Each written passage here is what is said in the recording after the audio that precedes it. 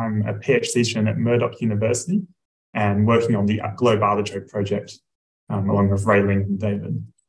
So artichokes aren't a big part of Australia's normal diet. And the reason for this is because it's quite hard to prepare. So it's very labour intensive. And when you prepare it, there's a lot of wastage. So about 60% ends up going in the bin because it's not edible. But this makes it an excellent candidate for value-add processing, make a product that's easier for consumers to prepare at home and be convenient and increase their consumption. And so that's a part of what we're trying to achieve in this project. So Mark McHenry and Julia McHenry are leading this project. So their farm in Denmark, WA, they grow artichokes, and they've been selecting different artichoke lines that have a high diversity in terms of their shape, colour, and composition. And so this really diverse pool of artichokes is an excellent base to select particular lines that might be better suited to that value-added processing. So you might be asking, what are we going to be selecting for? Well, artichokes are very good at going brown very quickly. So in a value-added product, if an artichoke goes brown, that's not only visually unappealing for a consumer, but it also decreases the nutritional quality as the phenolics are degraded into brown pigments. Now, we already have a number of different mitigation processes in the industry to deal with enzymatic browning. We can apply heat treatment, pH regulation, or modified atmosphere to inhibit the enzyme polyphenol oxidase from forming those brown pigments. But this, to an extent, is potentially limiting what sort of value-add products we can develop to an extent. Another option is we can select particular cultivars that have a low propensity for browning. So that is usually because they have a low phenolic content and a low enzyme activity. But obviously, we're trying to achieve something that's more nutritious, and so reducing the phenolic content isn't something that we really want to be doing. So one of our questions was, can we achieve a product, have a particular line that is low propensity for browning, but has that high phenolic content still? And so that's what I'm going to talk about today, some of our findings that are helping us achieve that. So just quickly, an overview of what enzymatic browning is typically described as.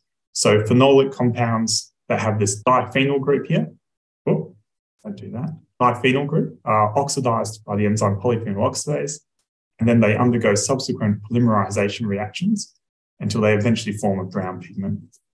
This is the way that most enzymatic browning processes are described in literature, but we actually know very little about this polymerization step here, how it's occurring, and what the main contributors are to it. And this is a problem because it's a critical part of that brown pigment formation. So moving on to what we've done and some of our findings. So in 2022, we harvested artichokes and we cut them into quarters, and we then measured the change in colour over 90 minutes as they went brown. And to do this, we used a colorimeter, which is essentially a handheld spectrophotometer that presents colour as 3D coordinates in a 3D space. And so using this, we can track the change in colour on that cut surface over time by measuring the change in the position of those coordinates, either individually or as a whole. We then extracted the phenolics from the artichokes, and we quantified the two main ones that are always present in artichoke using liquid chromatography mass spectrometry. And those two phenolics are chlorogenic acid, which you might recognize from coffee, and a dicaphyl-quinic isomer, which is structurally related to chlorogenic acid. Now, the important thing about these two compounds is that they both have that diphenyl group, which suggests that they can be substrates for polyphenol oxidase to act on. So we then looked for some correlations between these variables to see if there was any relationships between them. And the biggest one that stood out was the correlation between the ratio of chlorogenic acid to dicaphyl-quinic acid and those browning variables. So in the top right graph, you can see we had a positive correlation between the ratio and the change in lightness after 90 minutes of browning. Now, essentially what this is saying is that if you have a low ratio, then you see a darker pigment in your browning. In the bottom graph, it's a negative correlation between the ratio and the total change in color after 90 minutes. Essentially, this is saying that if you have a low ratio, then you see a larger change in color during browning. Now, we didn't really understand whether this was a legitimate relationship, whether it was something going on, so we investigated. And to start with, we took pure mixtures of chlorogenic acid and di-CQA, and we mixed them at different ratios to represent what's in the artichoke. We then added in polyphenol oxidase that we extracted from artichoke, and we followed the change in color in a spectrophotometer. So on this graph, you can see a couple of different lines. The purple line is just di-CQA by itself with the enzyme. The red line is just chlorogenic acid by itself. The green line is a 1-to-1 ratio of the two together. That blue line is a 2-to-1 ratio. And then that orange line you see in the middle is just the sum of the red and purple lines together, so a hypothetical value. Now, the spectrophotometer is measuring the absorbance of light, but the color that we actually see with our eyes is essentially everything that isn't absorbed. So you can see all of our mixtures were absorbing roughly between 400 and 540 nanometers. So this is your purples, blues, and greens. Just close that. But the colors that we're seeing are the complementary ones on the wheels. So that is your yellows, oranges, and reds. Now, the interesting thing here that we've noticed is that the orange line is what we'd expect the absorbance to be if we mix them together and there's no interaction. But because we can see our blue and green lines are above that, it's indicating that there's a synergistic interaction between those two compounds that's leading to a more intense brown pigment. So we wanted to see what was happening to these two compounds during that incubation period. And so to do this, we took the same mixtures at a slightly diluted concentration, and we tracked the concentration change of those compounds over 60 minutes. So in this first graph, you're looking at the two compounds when they're just by themselves. So that red line is just chlorogenic acid, and we can see a nice typical decrease in concentration over time as it's oxidized by polyphenol oxidase. But we can see the blue line, which is dicaffeoylquinic acid isomer, is showing very little change over time with the enzyme when it's by itself.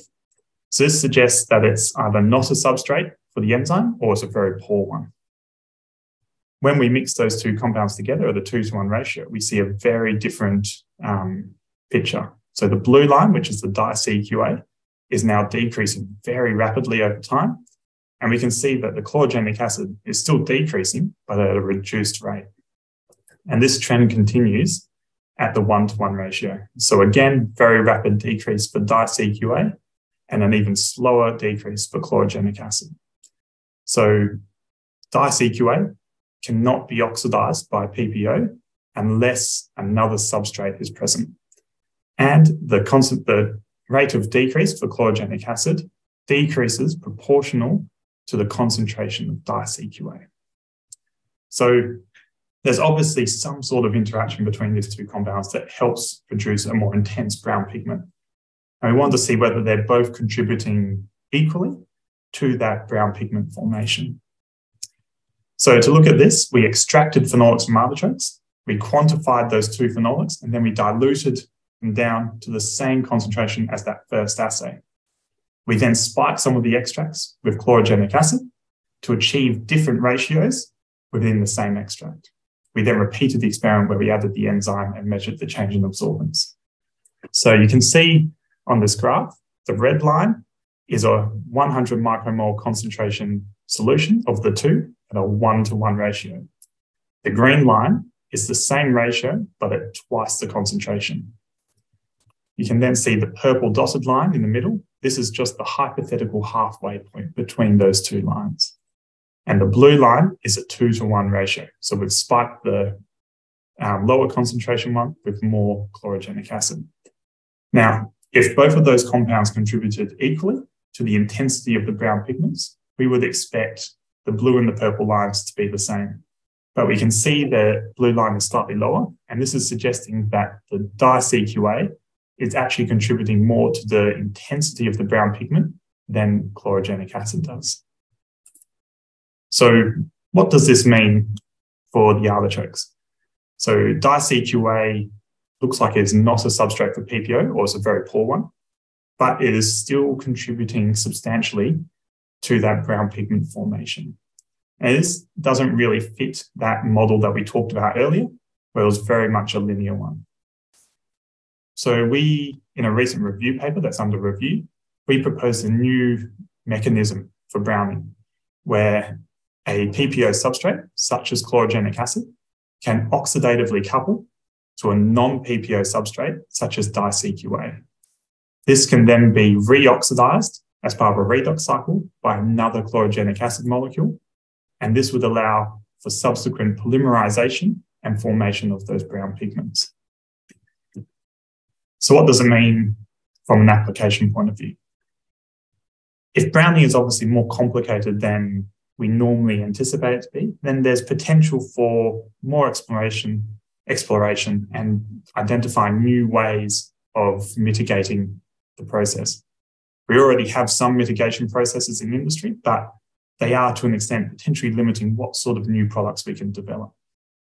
For artichokes in particular, if we select artichoke lines that have a high ratio, this may help minimize the extent of browning that we see during the processing of value-add products. Thank you.